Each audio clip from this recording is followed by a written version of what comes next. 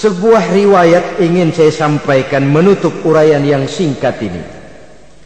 Di zaman Bani Israel, hiduplah 7 orang ulama yang masih muda-muda.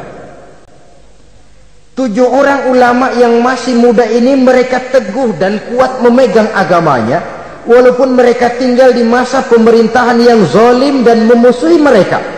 Mereka tidak goyah barang sedikit pun.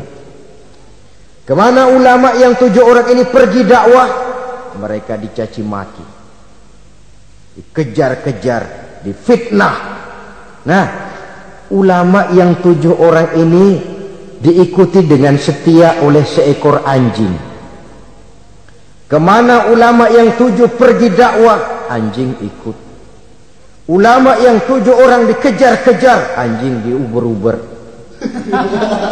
Ulama yang 7 orang dicaci maki, anjing diomelin.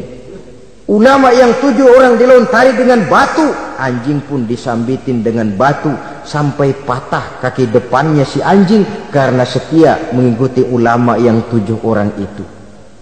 Akhirnya 7 orang ulama dan seekor anjing ini mereka uzlah, sembunyi dan nyepi dalam sebuah gua. Mereka tidur di dalam gua itu 309 tahun lamanya, yang dikenal dalam Al-Quran dengan peristiwa Ashabul Kahfi.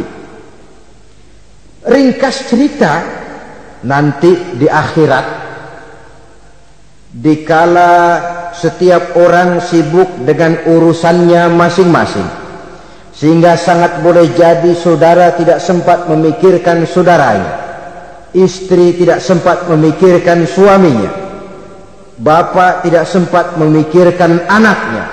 Tiap orang sibuk dengan urusan masing-masing. Dalam suasana sibuk macam itu, tiba-tiba terdengar pengumuman dari bawah aras.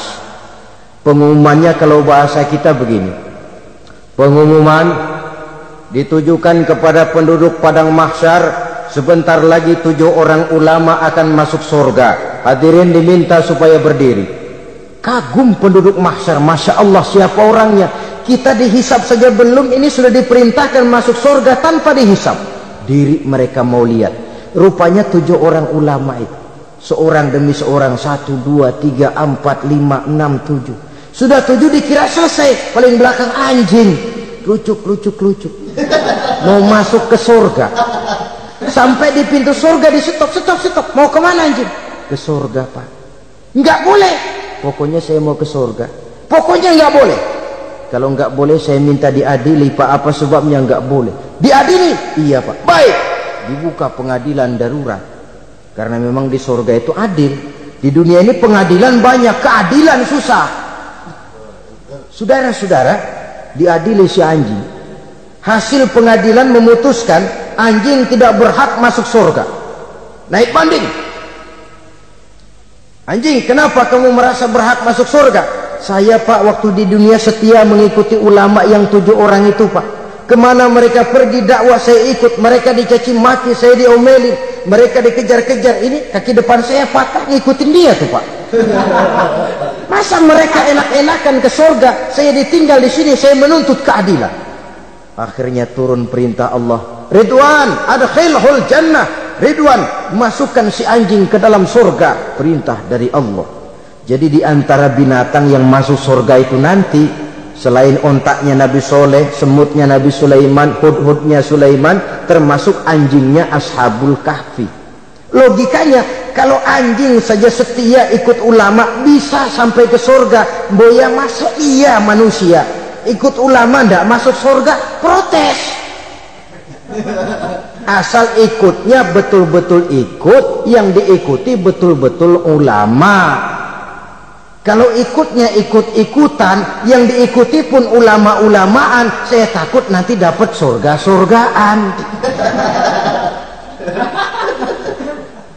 Saudara-saudara kaum muslimin rahimakumullah, itulah sebabnya di tengah keawaman kita ini yang pengetahuan yang serba terbatas, kita perlu mengikuti ulama yang benar-benar pewaris para anbiya.